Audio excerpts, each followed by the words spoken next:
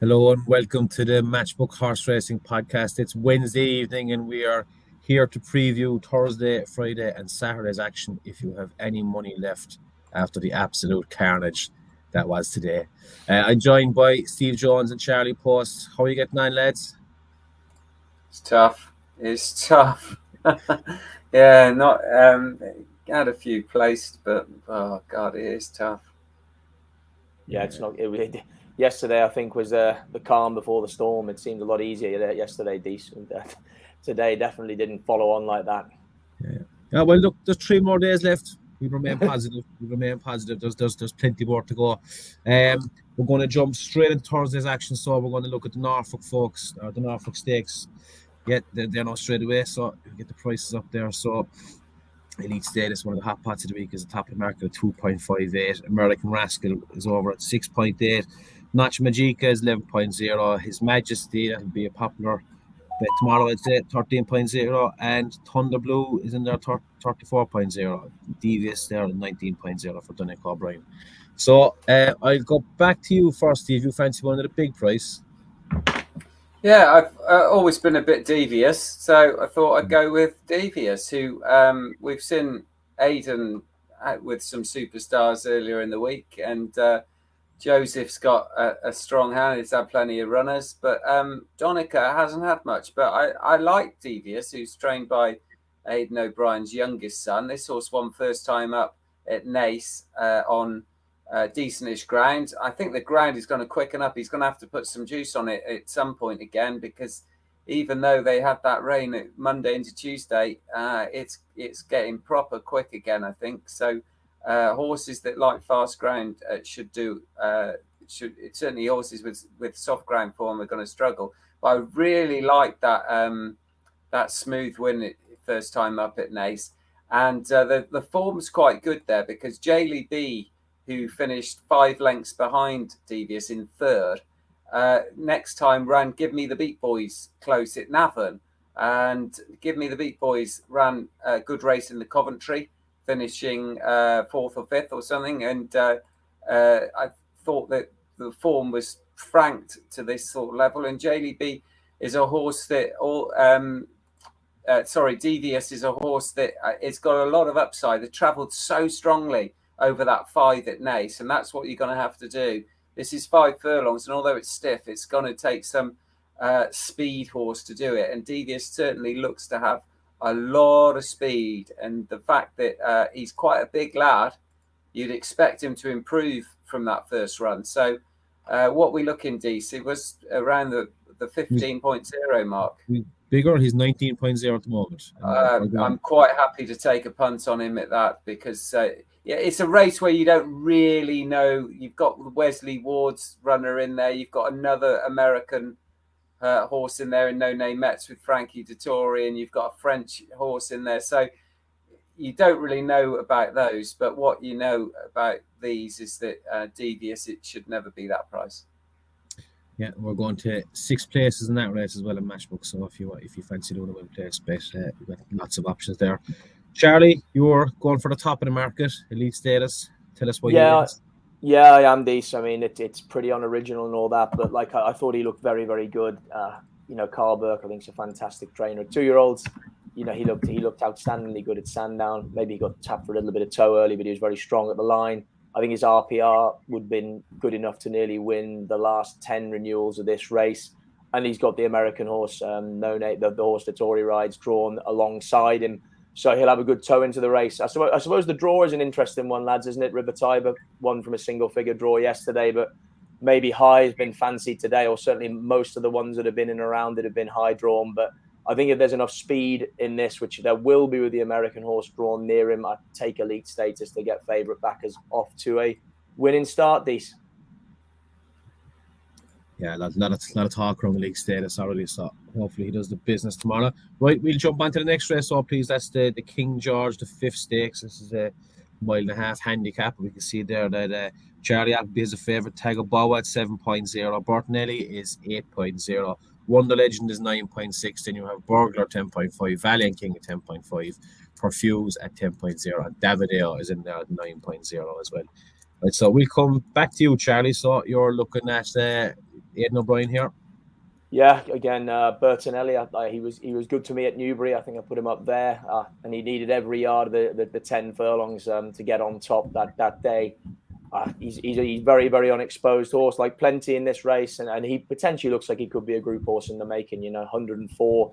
I think there's still a bit of scope for manoeuvrability with that, and this step up 2 furlongs in trip will suit him really well. And round the mile and a half, I think there's no disadvantage. In fact, there's probably a significant advantage to be drawn wide. He's drawn 16. I'd say Rana get him out the gate and he'll get a good positive trip from there.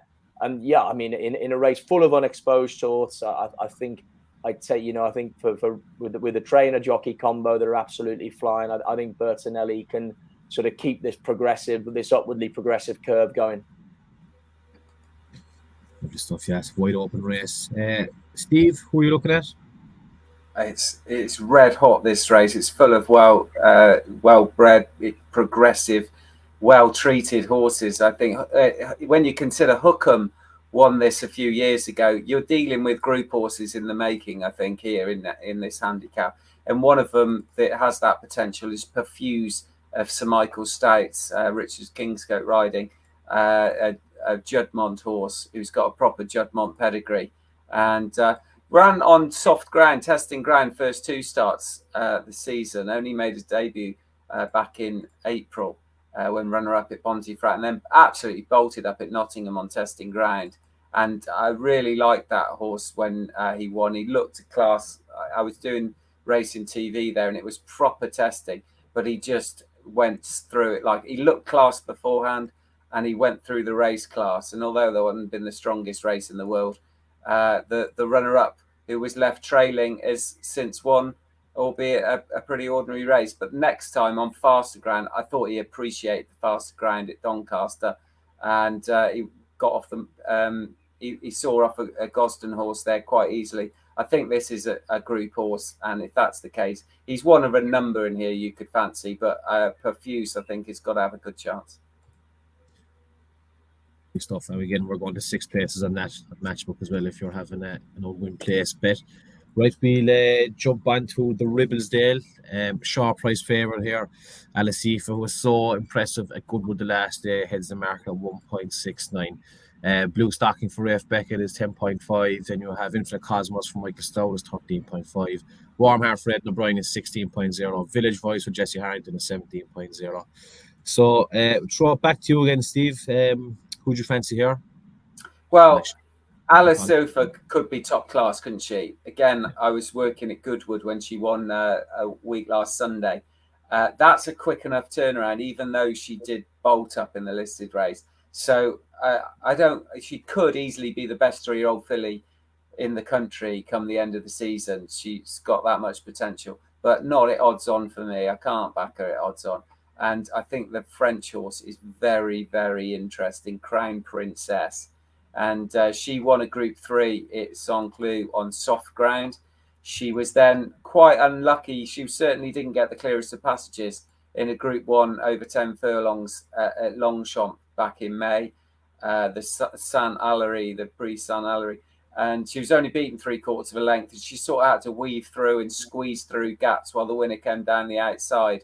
And the winner, the favourite, won that race. Was quite a nice prospect. But that was certainly a race that had a fair bit of depth to it. Now, she's been doing all her running on soft ground, as they often do in France. But I'm absolutely convinced she wants fast ground, this horse.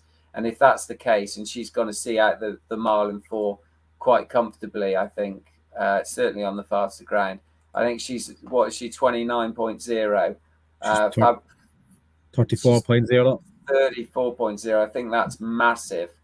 Fabrice Chappé, who's in Chantilly, is a good trainer who's won loads of big races in France.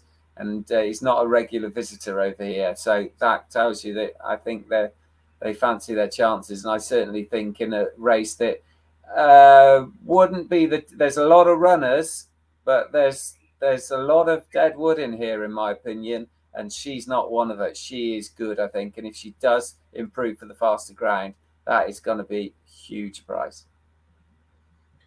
Yeah, and again, 6 places on the Ribblesdale. We'll have without the favourite market up as well tomorrow. Charlie, who do you fancy? Yeah, I mean, as Steve said, Dees, it all revolves around Alasifa, doesn't it? You know, if she's the real deal, then it might not be worth any of them turning up. And she's got all the credentials. The Yard have won this a heap of times. I just again, I couldn't really be backing her at that price, and I wanted to find something else with a bit of value. You know, again, this filly at the top of the market, she's got to go a bit further in trip. You know, she'll want to relax in a big field as well. And I thought there were reasons enough to take her on. And I came down with warm heart for Aidan and Ryan again. You know, this filly only made her debut in November. She's a real blue blood pedigree Galileo out of an Australian Group 1 winning sprinter. And I thought, you know, she's been very progressive at a slightly lower level, but I like the way she toughed it out at Newbury over 10 furlongs. The winner the third has since come out and won a listed race.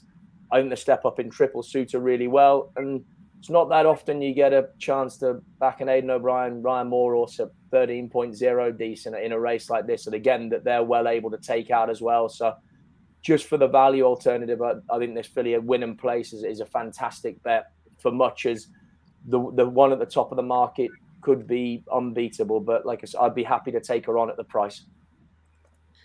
Yeah, definitely. And after today, you wouldn't want to be backing anything less than 10.0, the way yeah, exactly. the prices that they were going in at today. That's the job, right? We'll jump on to the big race of the day, the Gold Cup, Ascot Gold Cup. I don't think I'm allowed to call it the Ascot Gold Cup. Coltrane heads the market at 4.5, very progressive. Elder off last year, St. Ledger winner is there, 5.3. Emily Dickinson is 7.6. Courage Mon Ami is 8.4, and Subjectivist 2021 winner is 10.0, and Tom Stanley's favourite horse, A Beer, is in there at 14.0. Echoes and Rain then is 16.0. So Charlie, we'll come straight back to you there. Tell us why Subjectivist is going to make us come. Well, I mean, look, I think it's more. I think the race is very open, first and foremost, exciting race, but lacks a real standout. But I mean, I say it lacks a standout. If we went back to 2021, this lad he'd be a short price in this. You know, he'd be 2.5, something like that. You know, no more, I would imagine. And he's had 2 runs back from injury, and the first one was thoroughly disappointing. But there was a bit more at Meydan behind Broome, and I think the reports coming into this from the Charlie Johnson team have been really positive. And again, these like you said about today's racing, you're trying to look at value prices that give you win and place options, and to have a former Gold Cup winner that was the dominant force in his division, who, to be fair, ran a decent enough trial on his last start, again at 9.5, 10.0. Too good an opportunity for me to turn down, especially when I say the race is lacking an absolute superstar, in my opinion. Yeah, he'll be definitely. That's where my money will be going as well. If I'm back then, it'll be a Subjectivist. Steve, you're looking somewhere close to the top of the market. I am, yeah. Alderov, who won the Queen's Vase at this meeting last year, and you look at the horses in the past that have won the Queen's Vase and come to the Gold Cup the next year, the likes of Estimate, Leading Light, Stradivarius, Kew Gardens. It's got a real pedigree for throwing up top stayers, that horse. And this horse then went and bettered that Queen Vase because it won the St. Ledger. And I thought that, if anything, wanted to go up in trip again. That certainly looked the case in the Yorkshire Cup. Alderov looked rusty in the Yorkshire Cup, and certainly the race wasn't run particularly as it was dropped right out that day, which was a bit of a surprise because he'd sort of sat midfield in the Ledger, and maybe he was a bit further back in the Queen's Vase, but I just thought that was absolutely a prep run for this. They didn't really worry about the Yorkshire Cup. They were using it as a prep run for Alderov. And I think there's every chance that he will get 2.5 miles. He certainly shapes like a very strong stayer. And like Charlie said, there's no standout star in this, really. Subjectivist would be the one if he's back to his best. But you're taking a bit on trust in Coltrane, who won Ascot Stakes, a handicap, last season at this meeting, who has since gone on in to be a top-class stayer. But he didn't beat much on his return to action. I was tempted by Trushan, but not now. The ground has got so quick. They have. He surely won't run, Steve, will he? Well, that's the thing. I doubt it very much, especially on the back of his disappointing efforts this season with the wind up. They can take their time because Alan King even suggested they might go hurdling at some point. But when the rain came on Monday, I thought, well, 20-1 Truchamp, who is top class on his day, was a bit. But they lucked out again with and no luck at all with the weather. But so yeah, Alderov for me at the top of the market. Excellent stuff. Two nice cases made there, and again we're going 5 places in the Gold Cup tomorrow. So if you're looking for a bit of place value, take a look at those extra place markets. So you jump onto the Britannia, nice easy one.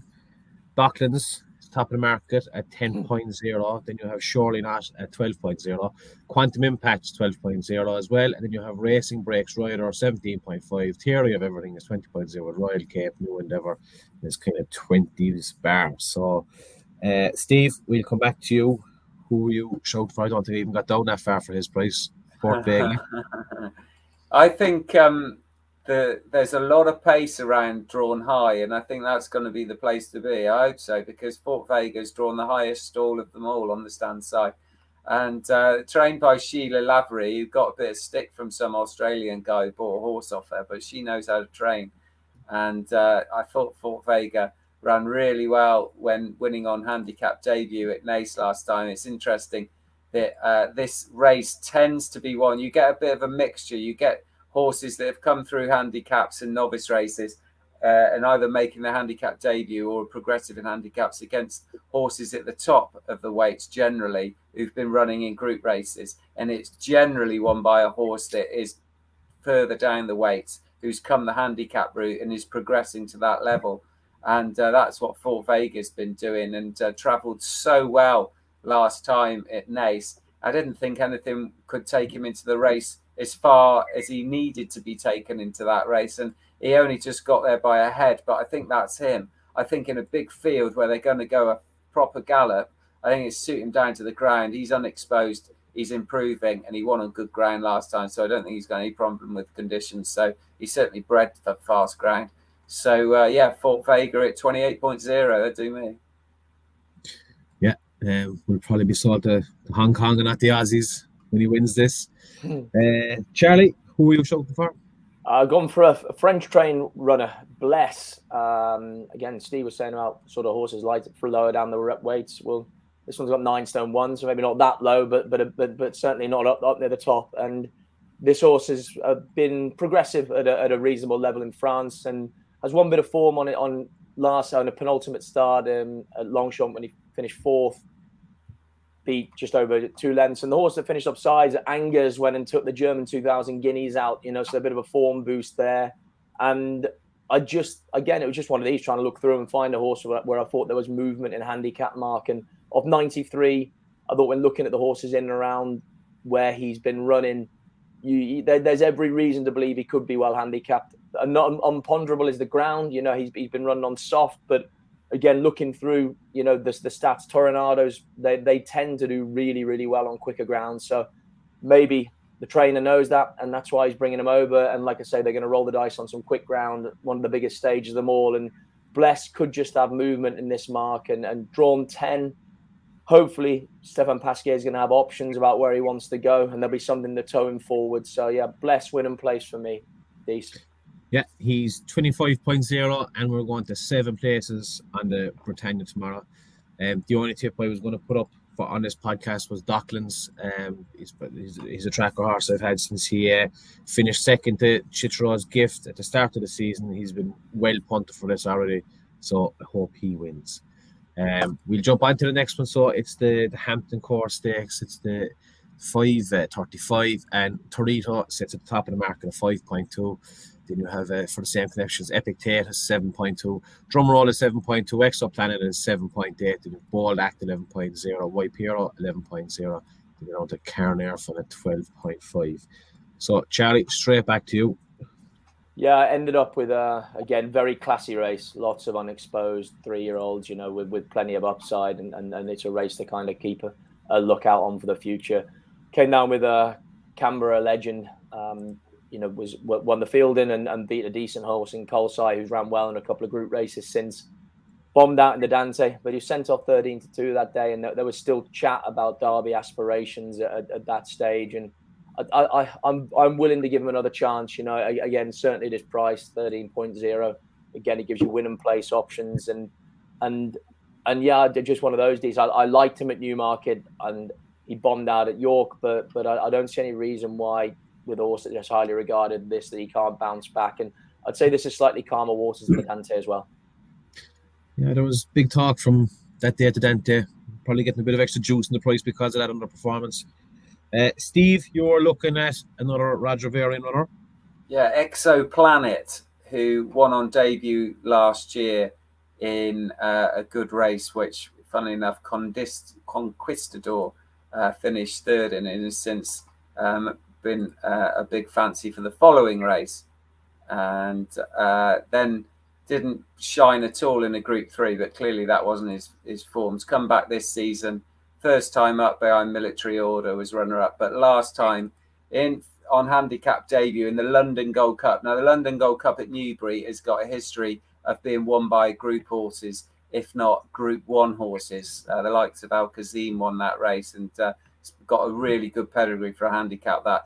And I think Exoplanet was a little bit unlucky because he travelled so well, and he was just timing his run to perfection on Jack Mitchell when he jumped the Chris packet of all things. And then he just needed gathering up, and he immediately was off the bridle. And where if he'd have just gone through it smoothly, I think he'd have won and he'd have beaten Bertinelli. I think Exoplanet is going to be a well-handicapped horse in a race like in a race like that, and he's stepping into a Group 3, and I think he's well up to it. I think he's a quality horse, and he's the one for me in the Hampton Court. What flavour crisps, Steve? I think it was prawn cocktail, and let's face it, nobody likes prawn cocktail, and they've caused. I love them, to be honest. Yeah, I do too. Sorry, mate. I don't want to fall out here. Hey, Dees is in my camp as well. Yeah.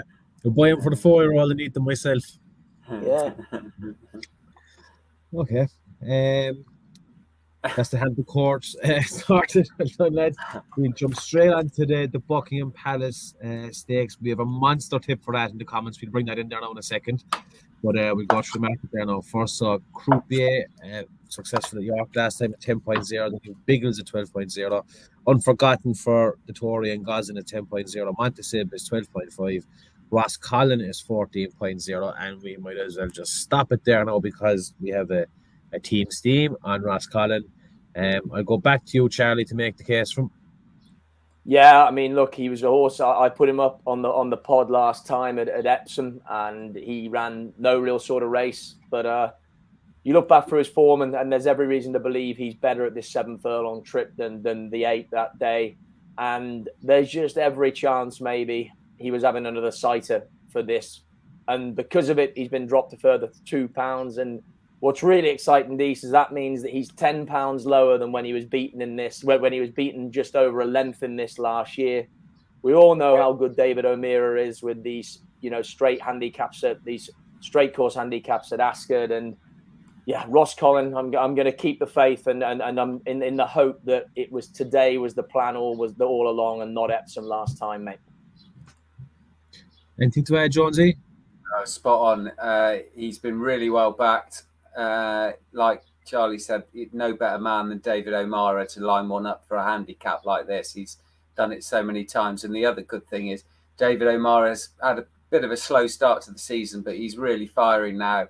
And I really fancy Ross Collin. He was 25s yesterday, but he's for me should be even shorter than he is now. So yeah, I'm banging for him. And he had a breathing operation in the winter. Those 3 runs, I think, have been to readjust him a little bit. And he was on soft ground the Victoria Cup from a poorish draw. Never going to suit. And then, like Charlie said, Epsom over a mile and a half a furlong. Again, I don't think a track like Epsom's going to suit him, although he's one round Goodwood. I just don't think it's his place. I think everything is in his favour today. I think for Friday he's going to run a massive race. Yeah, very shrewd boy by the horse watchers, and best of luck to them tomorrow. So, And it was Thursday, not Friday, isn't it? I don't know what day of the week it is. That's all right. That's all right. It's actually Wednesday, but it's a tough day today. Yeah. So we've had a comment in here now. Matchbook takes no responsibility for comments that come in on the YouTube channel. We have a comment in here from Paulie Harris. What's the story, boys? Buckingham Palace Gorak owners coming over from Australia and booked the Australian jockey. Get on him. So Gorak is currently trading at 110.0 on Matchbook, and we're going to 7th place as well. So if you like a wild one, stranger things have happened. We're surprised it wasn't a 3-figure winner today, the way things are going. So best of luck with him, Paulie. That is Thursday covered. So we're just going to get your best long shots today, your best Matchbook Zero long shots. If you haven't seen Matchbook Zero, it's a new product we're offering.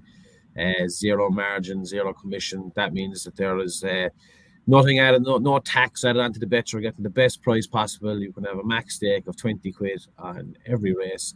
And the lads have one. If you're going to have one £20 bet tomorrow, what would it be, Steve? The long shot is Crown Princess in the Ribblesdale French Raider. Yeah, 34.0. And Charlie? Yeah, same race for me. Warm Heart. How often could you put up an Aidan O'Brien, Ryan Moore combo as that? So, yeah, Warm Heart for me in the Ribblesdale. Yeah, 16.0. So you're going to need 2 accounts for Matchbook Zero tomorrow. We won't say anything about that. There's no lays, no best lays. You're not taking anyone on. Not even Alasifa. Wouldn't stick her in for a cheeky lay. I was tempted, to be honest, mate, but then I wasn't brave enough, to be honest. Yes, that's fair enough. And finally, Thursday best bets, Charlie.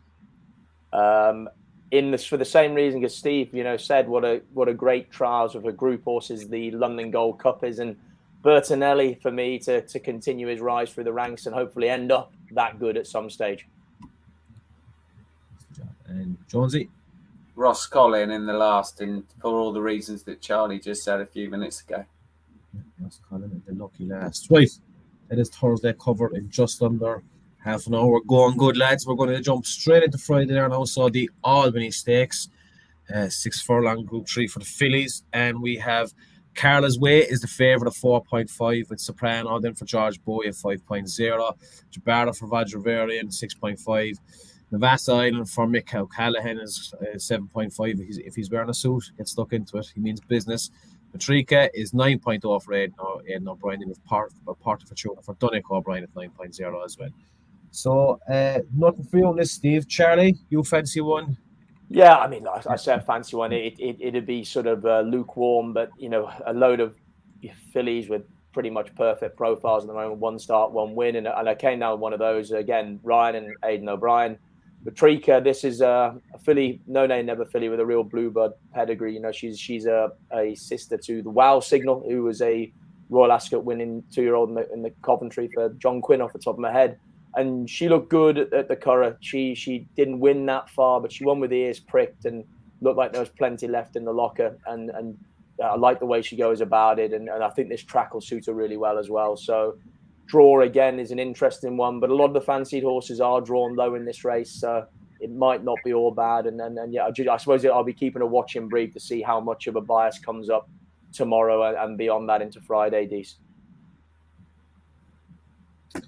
That's the job. Nice one, yeah. That's Matrika for Aidan O'Brien at 9.0 in the Albany. So the second race on Friday is the Commonwealth Cup or Cracken Renewal. Little Big Bear sits top of the market at 2.0. Clear favourite, and apparently another strong chance for Aidan O'Brien. Sakir, Roger Varon is 5.0. Then you have the Zoo for Frankie and Rafe Beckett is 9.0. Noble Style is 11.0. Then you have Shaquille for Julie Camacho is 13.0. Ocean Quest for Jesse Harrington is 17.0. Then it's 20s Bar. So Team Steam again this time. I think that you made the case the last time, Charlie. So Jonesy make the case for Sakir. Yeah, this horse ran midfield in the Guineas, and I didn't think that. I know it's easy to say afterwards, but beforehand, I didn't think that this horse would stay a mile, especially on soft ground. And they're coming back to sprinting with a horse that last season looked top draw. Won the Mill Reef at Newbury by a street. Very impressive, and went through that like a quality horse. Clearly likes fast ground. It won at Haydock on fast ground before that. So going back sprinting, I think is just ideal for this horse. And although Little Big Bear is coming off the back of that win at Haydock, I mean, it was impressive, but although Bradsell was back in third, beating Should Have Been a Ring. That's no better. In fact, Sakir thrashed Should Have Been a Ring in the Mill Reef. So Little Big Bear for me is a bit short, considering Sakir has equal form, if not better. Charlie, anything to add? Yeah, I completely agree with a lot of that. I also didn't think his run in the Guineas was that bad. You know, he kind of got stuck out a little bit on a wing as well, and the race kind of unfolded away from him, and he just fizzled back out of it. I really, really like this horse. I loved him last year. I think he's a very exciting talent, and yeah, this could be just what he wants. Your concern is, again, from what I heard a bit from the sort of Coolmore side of things, and they say Little Big Bear is Aidan's banker of the week pretty much, so that's worrying. My feeling about it was that he was short enough, and also, you know, there was a strong bias at Haydock that day to come up the stand side, and he did all his racing up that part of the track. So I think there's real quality in against him, and the price he is kind of, I think it underestimates some of the horses he's got in against him. And yeah, I'm along with Jonesy. Sakir for me. And just a little podcast exclusive. Adele gave Dan a tip for Swing Along from Carl Burke, and she was when he was on to during the week. She told us she couldn't come on the podcast. We miss you, Adele. You can come back anytime. Swing Along is in there at 25.0. So if you're having a little each way bet as well, he might be one to look at. We'll be going to 6 places on the Commonwealth Cup. Okay, on to the next one. So where are we? The Duke of Edinburgh Stakes, the 340. So we have Alan Fear's 5.5, Chmusis Fox is 7.0, Nagano for Roger Verne is 9.0, and Oki Sushi is 9.0. No bet few again in this one, Steve. Charlie, do you want to make the case? Yeah, Chmusius Fox for me. He's 2 from 2 this season since he's been gelded, and I thought he won tidy the last day again at Newmarket, hit the line very strong. Form of the race hasn't really worked out, but I wouldn't hold that against him. I think the £7 rise he got was more than fair. Listening to Andrew Baldwin talk, I think they view this horse as a potential group horse as well, which you need to be, as Jonesy's already said, to win these races at Royal Ascot. And I just think there's plenty more to come from this horse. I think he's got real scope. 4-year-olds have an excellent record in this race as well. I think they've won 7 of the last 10. Only concern is that he's drawn single figures, and again, I'm not sure a horse from a single figure draw has won this last 10 years, but hopefully Oisin can get him out the gate and nice positive ride, so maybe track position won't be as big a concern, that he won't get trapped in down the rail if he's slowly away. So Chmusius Fox for me. Again, I'll probably back him win and place if we're getting 8.0 this. Yeah, we'll give you 8.0 on that. He's currently available at 7.5, but you can stick in an offer on the exchange and you might get lucky. That's the beauty of it. For once, yeah. Yeah. Get the drift. Okay, on to the feature race of the day, the Coronation Stakes. And Dermot Wells, Tahira, another super horse for them, is head the mark at 1.61. Meditate, who won at the Royal Meeting last year, is 5.5. Queen Few was 6.5 for John Gosling, and you have Sounds of Heaven for Jesse Harrington is 11.0. So you're both on Tahira, but as a no bet, have you entered, Steve? Can you make the case why she's going to win, but why she's no bet?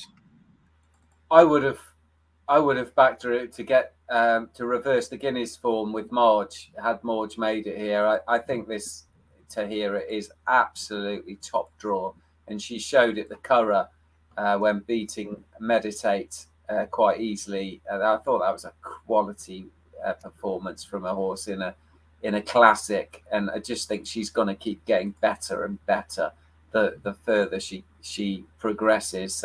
She beat Meditate last year as well in the Group 1 in the Moyglare Stud Stakes on soft ground. I don't think she's got any problem with quicker ground.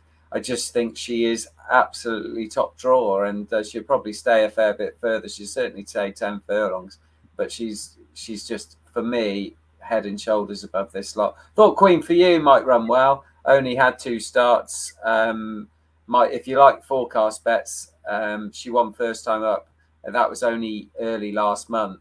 So she's open to a lot of improvement, this horse, and she'll probably be better as the season goes on. She's a nice filly, and she was maybe a little bit unlucky. It was only the fact that she was so inexperienced that she didn't beat Sounds of Heaven last time. And Sounds of Heaven is a really nice prospect herself, trained by Jesse Harrington. So if you want a forecast bet, it would be Tahira and Queen for You. But Tahira, I'm really looking forward to her seeing her run in this, just because I love the horse. I think she's a beautiful filly. And Dad, Charlie? No, beautifully put by Jonesy. It's a shame that Morge isn't there, because I think it does take away from the race a bit. I'd have been looking forward to that clash. For all that, again, I would have been with Tahira. Nice one. Just for me, for my forecast bet, I would be putting up Sounds of Heaven. I think she could have run in one of the handicaps today, but they're throwing her in here. I thought she was very good last time at York, and she's 11.0. You'll be getting just to juice up the price, and Tahira, you'll be getting a nice little bet there, and Tahira to come first and her to come second. Onto the 5 o'clock, the Sandringham 1 mile fillies handicap, nice and easy. Capice is the fav at 6.0. Jackie O is 8.0. Dream of Love for Charlie Appleby is 11.0. Girl Racer for William Haggis is 12.0. Then you have Mabel Artiste for Joseph O'Brien is 13.0, with Zoe Innocent at 13.0 as well. So have a look at the dock here now, and just have to go there from that. And again, Charlie, you're the only one picking this. Make us the case for Girl Racer. Jeez, lads, has anyone else done any work around here or not? I've been studying away all afternoon. Steve, Girl. Go on. Half there for this. Girl Racer for me, as in only made her debut in March in the best hands, William Haggis, and won her maiden round Wolverhampton, was pitched straight in the Nelgwyn at Newmarket and ran okay. Was only beat 5 lengths behind Mama's Girl, and then. If you want to go back and watch the race at Haydock, I mean, how she didn't fall when she stumbled coming out the gates, and more impressively, how Tom Marquand stayed on her back, I do not know, and lost all chance and ran unbelievably well, to be fair, to only be beat just over 3 lengths. Because like I say, once she did that, the race was completely gone. I think the stepping up a furlong in triple suit her well. And again, because of these things, she might just have snuck in here off 95. Nice race and weight at 9 stone 1. Drawn in 13, which I think is okay. So Girl Racer for me, win and place in this piece. Lovely stuff. We will jump straight on to the 5:35, the King Edward VII Stakes, and King of Steel, second in the Derby, heads the market at 2.0, very short. Arrest for Frankie and John Gosling is 3.75. Then you have Continuous for Aidan O'Brien is 5.5. Artistic Star for Rafe Beckett is 10.0. Dubai Mile for Charlie Johnson is 11.0. Relentless Voyager is 26.0. Now, Steve does have a pick in this, so you can go first and give Charlie a break from talking. Yeah, it's Dubai Mile, who was a Dubai Mile behind King of Steel in the Derby. But I just thought that Dubai Mile went hard there. I think it suited horses coming from a bit further back. Auguste Rodin and King of Steel both were sort of settled in midfield early on, and thought there was a fair old pace on. And Dubai Mile ran pretty well to last as long as he did. Now, he has to give a penalty away, which isn't ideal. And he might end up being 10 furlongs being his best sort of distance. But I think this is going to suit him a hell of a lot better than Epsom. And if he does get on the front end and does see the distance out, he could take some stopping. At the end of the day, Dubai Mile at Epsom was a 25 to 1 shot. And King of Steel was a 66 to 1 shot. And that sort of shows you their profile going into the race. Dubai Mile last year, it won a Group 1. It's Songclu beating Arrest and had form with the Foxes, was runner-up in the Royal Lodge. So I had quality form last year, and I'm just not going to write. It ran well in the Guineas. Guineas was never going to be far enough. And I just think that this horse shouldn't be written off after one run when probably sat too close to the pace in the Derby. Yeah, King of Steel was 85.0 in Matchbook. Bet the exchange. Charlie, who'd you Yeah, fancy? I can definitely see the case for that one as well. And I think this is very much again this race has been framed around the fact that King of Steel is seen as the second coming. Which I thought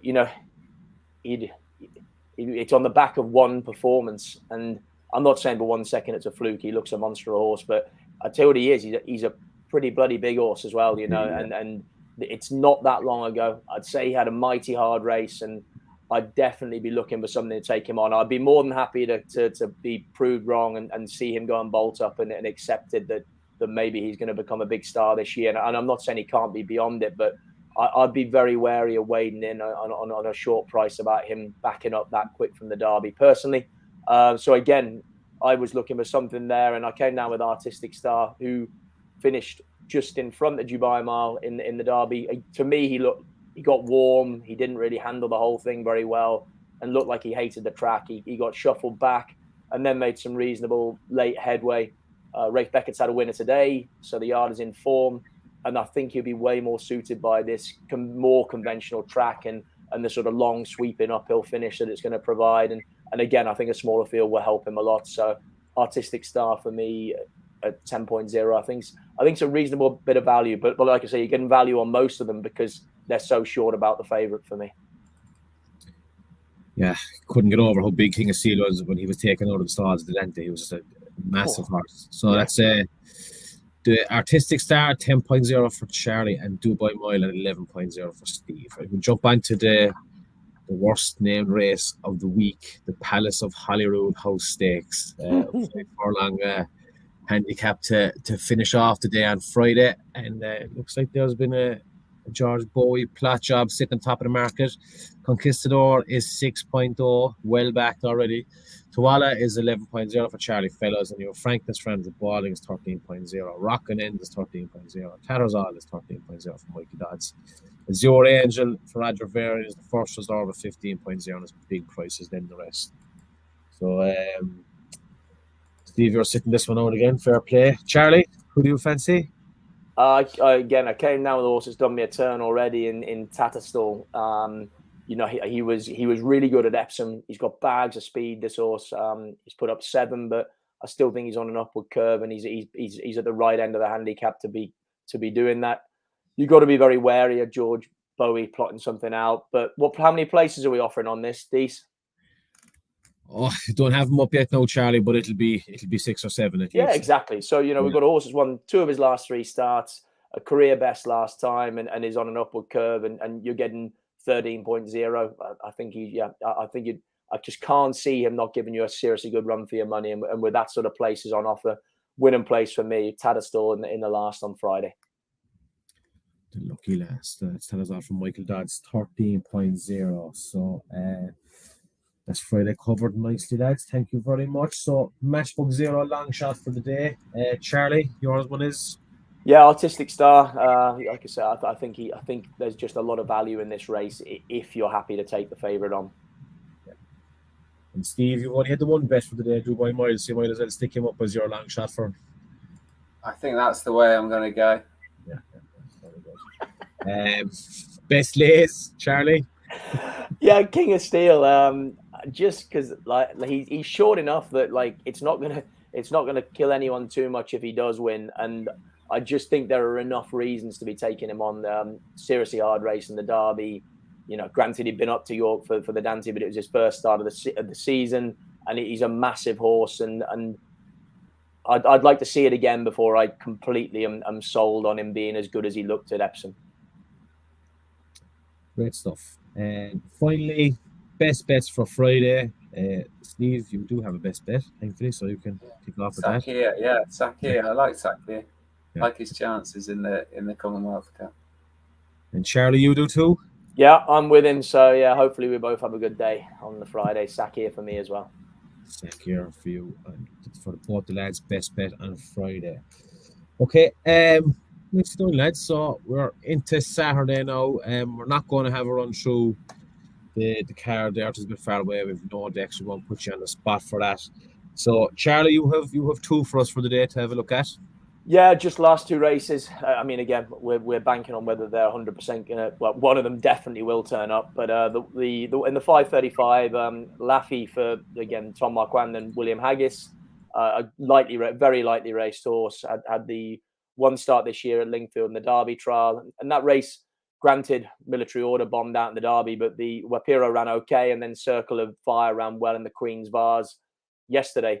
So I think he's a horse with plenty of upside, and again, I think the reports before Lingfield were that William Haggis wasn't that happy with him. Hopefully he's come forward from that. And again, I think coming back down in trip wouldn't be the end of the world as well. So depending on what sort of price he is, Laffy would be a win and place option for me in that piece. And then rolling on to the 6:10, it's got to be Stratum, hasn't it? They get the old hat trick up, won this the last 2 years. He's had a very similar prep this time round, just the one run in a group race, ran okay. And he just nailed on, isn't he? I think I could see you sort of 4.5, 5.0, something like that. And crikey, if you can pick that up now, he just cannot not be running you a massive race if you're looking to get out of jail in the last race of the entire meeting. Yeah, so Laffy, we're hoping to be getting about 17.0 for him, and Willie's in the bumper is going to be trading at about 4.0. Quick one though, Dees, will Vauban run again or not?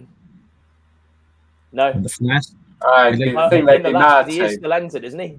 Yeah, I think they'd be mad to, wouldn't they? I think what they need to do is it'd be going up to what, about 110 on the back of that. I think they want to run him in a group 2 or 3 over in Ireland, probably a group 3 listed race, get him up a couple of pounds and go to the Melbourne Cup. Willie Mullins has had horses run real well in it before, and he looks that kind of grade, that's for sure. He was bloody good, wasn't he, on Tuesday though? Jesus, unbelievable. Considering, he's a good hurdler, but he sort of had his limitations exposed a bit at the top level over hurdles. But oh my God, that was some performance, yeah. And he looked like he was going to stay a good bit further than, as you would imagine, a hurdler than a mile and 6. So, shall I tell you what I think on Saturday? Yeah, I think Free Wind in the Hardwick to beat Hookham. I think Free Wind's a really nice filly, and that she beat Rogue Millennium at York, and that form looks pretty good now after Rogue Millennium took out the Duke of Cambridge. And in the first race to Chesham, I think it's all Aidan O'Brien, but they've got Pearls and Rubies who won over 5 first time. I'd rather go with Buttons. I thought Buttons looked an ideal Chesham horse last time, and if Buttons turns up, I think that might improve Aidan O'Brien's already good record in the Chesham.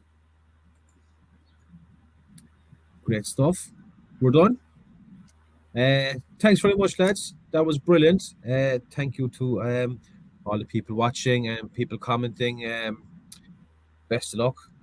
Hopefully it goes better than Wednesday did for everyone. And we'll talk to you next week. Best of luck with the rest of your bets, and thank you.